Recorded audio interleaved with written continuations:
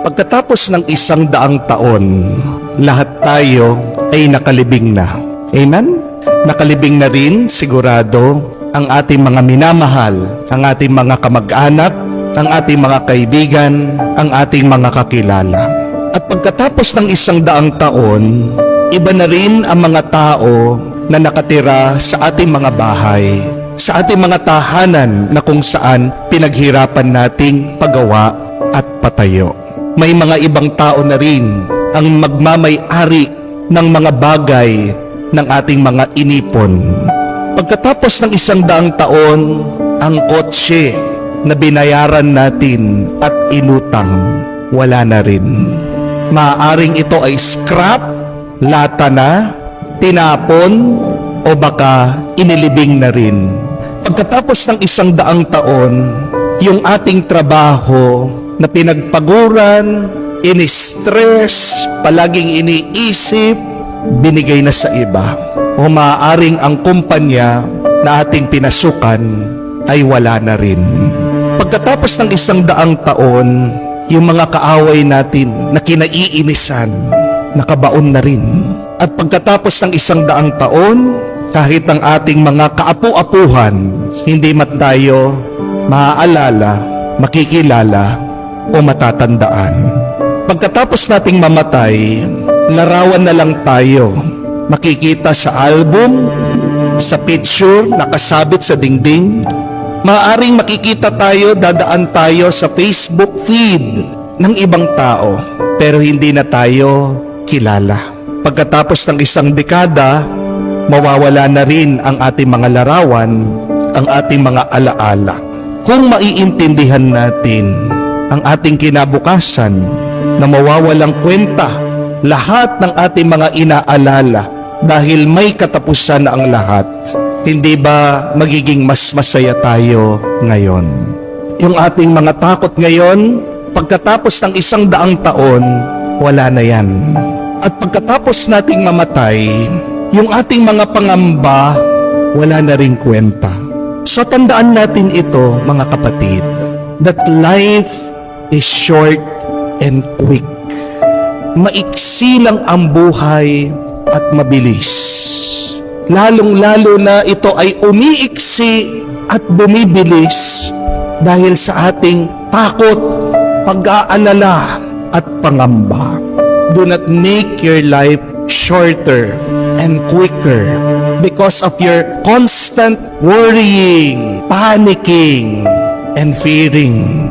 Baka sa huli, magsisi ka na inubos mo ang iyong buhay sa kakaisip at sa pag-aalala.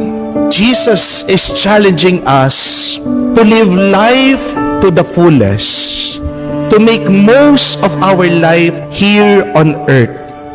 May katotohanan ang kasabihan that if it does not matter in 5 years, then don't spend 5 minutes on it. Kung walang halaga yan, walang kwenta, pagkatapos ng 5 taon, huwag mo sanang bibigyan ng 5 minuto sa kakaisip mo. Kaya din po si Jesus, palagi niyang utos sa atin, huwag kayong matakot, huwag kayong mangamba. Kasi ang ating mga problema ay mawawala din sa kinabukasan. We should not worry. Why? Because as Jesus explained, we have a loving God, the Father in heaven, who loves us deeply. And since we have a God who takes care of us, who provides for our needs every day, why should we spend 1 second worrying? Sabi nga ni Jesus, kahit na ang mga hayop na lumilipad, mura lang na binibili, ay hindi pinapabayaan mamatay ng Diyos. Tayo pa nga mga tao na ginawa sa muka at wangis niya. Tayo pa kaya mga tao na tinatawag niya mga anak. Tayo pa nga mga tao na napakahalaga sa Kanya. Papabayaan ba niya tayo? Bakit tayo kailangan mangamba kung merong isang Diyos na napaka makapangyarihan, na gagawin niya ang lahat para sa atin? Kaya nga po, ano ang magandang gawin pag tayo ay takot? bukod po sa pagdarasal, liban sa ating pananalig at paniniwala sa Diyos, why not try this? Make a list. Kumuha ka ng isang kapirasong papel at isulat mo lahat ng iyong mga takot, pangamba, pag-aalala. Make an inventory of all of your worries, of all of the things that you are thinking that makes you stay up at night. Ano yan? Sulat mo yan. Utang mo, yung sakit mo, yung iyong mga anak, paano mo sila mapapatapos? O baka pati yung iyong mga apo, ikaw pa rin ang nagtatrabaho para makakain sila, tinataguyod mo ang iyong mga kapatid, yung business, negosyo mo, o yung asawa mo. Ano man yan na palagi mong iniisip, na pinagpupuyatan mo, na kinakatakot mo, na mawala, masira, magkaroon ng problema, sulat mo lahat. And then ask, you read it. After 5, 10, or 100 years, will these things still matter? Will these people still be there? Nandoon pa rin ba mga bagay na ito na aking inaalala? Maaring pagkatapos po ng 5, 10 taon, hindi na mahalaga yung ating inaalala dahil wala na yung problema. Ano ang mangyayari pagkatapos ng 100 taon? Sino pa sa atin na nandirito? Wala na. Nakabaon na tayong lahat. Kahit din ang iyong mga problema, kahit din ang iyong mga suliranin. Nandyan pa rin ba ang iyong mga pagsubok pagkatapos ng 100 taon? Hindi po ba? So, anong kinalulungkot mo? Kung alam mo sa kinabukasan, wala na yan. Kung pagkatapos ng 100 taon, wala na yan, nasaan naman ang ating mga kaluluwa? Hopefully, nasa Diyos, nasa langit. At ang tanong ko po sa inyo, nasa langit ka na, nandyan pa rin ba ang iyong problema? Di ba wala na? Kung pagkatapos mong mamatay, may problema ka pa rin, anong ibig sabihin? Wala ka sa langit. Nasaan ka? Nasa impyerno.